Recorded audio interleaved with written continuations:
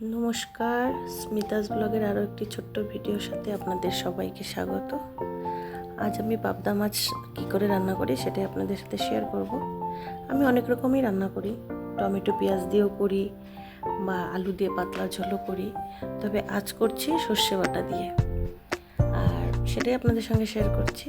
তো মাছগুলোকে ভালো করে কেটে ধুয়ে পরিষ্কার করে তাতে নুন হলুদ আর একটু কাঁচা সর্ষের তেল দিয়ে নিয়েছি, কারণ যে মাছের আঁশ নেই না, ভীষণ ফোটে সেই মাছগুলো, তো অল্প সর্ষের তেল দিয়ে নিলে তো আর ফোটে না। যাই হোক, তো মাছগুলোকে ভালো করে নুন হলুদ মাখিয়ে হালকা করে ভেজে নিব, খুব কড়া ভাজবো না, কারণ এমনিতেই মাছের মাংস একটু কমই থাকে, আর কড়া ভাজলে খুব একটা স্বাদ আসে না।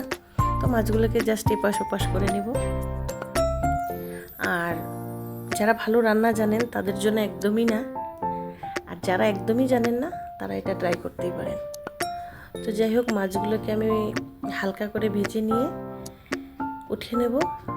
আর বলতে বলতে মাছ ভাজা হয়ে গেছে, আর মাছ ভাজার যতটুকু তেল ছিল আমার ওইটুকু তেলই রান্না হয়ে যাবে, কারণ মাছ বেশি না, এই 8 পিস মাছই ছিল।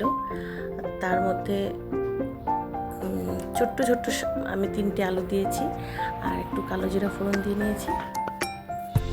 বাস, কালো জিরা ফোড়ন দিয়ে আলুগুলোকে লম্বা লম্বা করে কেটে নিয়েছি। আলুগুলো হালকা লাল করে ভেজে নেব। আর এতে কাঁচা সর্ষা, কাঁচা লঙ্কা আর পোস্ত দিয়েছি, কিন্তু পোস্ত দেওয়ার সময় ক্যামেরাটা অন করতে ভুলে গেছিলাম। যাই হোক, তো আপনারা দুরকম সর্ষা, কালো সাদা দুটোই ব্যবহার করতে পারেন। তো আমি ক্ষেত্রে শুধু সাদা সর্ষাই নিয়েছি। তো সর্ষাটা ভালো করে পেস্ট করে নিয়েছি, আর ঝালটা আপনারা যে যার পছন্দ মতো দেবেন। তো ভালো করে সর্ষা পেস্ট করে নিয়েছি। আর সর্ষা দিয়ে বেশিক্ষণ ফোটানো যায় না, তো সবজি তেতো হয়ে যায়। তাই আলুটা আমি এমন করেই ভেজে নিয়েছি যে তাড়াতাড়ি সেদ্ধ হয়ে যাবে।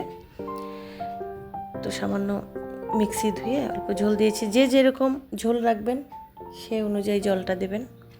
তো ঝোল ফুটে গেছে, মাছ দিয়ে দিয়েছি। আর মাছ দিয়ে যেহেতু সর্ষার ঝোল বেশিক্ষণ ফোটাতে হয় না, তো বেশিক্ষণ আমি রাখবো না, অল্প নাড়াচাড়া করে উপর দিয়ে কাঁচা লঙ্কা, চেরা কাঁচা লঙ্কা আর একটু সর্ষের তেল ছড়িয়ে নেব। বাস, ছড়িয়ে নিয়ে ঢাকা দিয়ে রাখলে আমার তরকারি রেডি।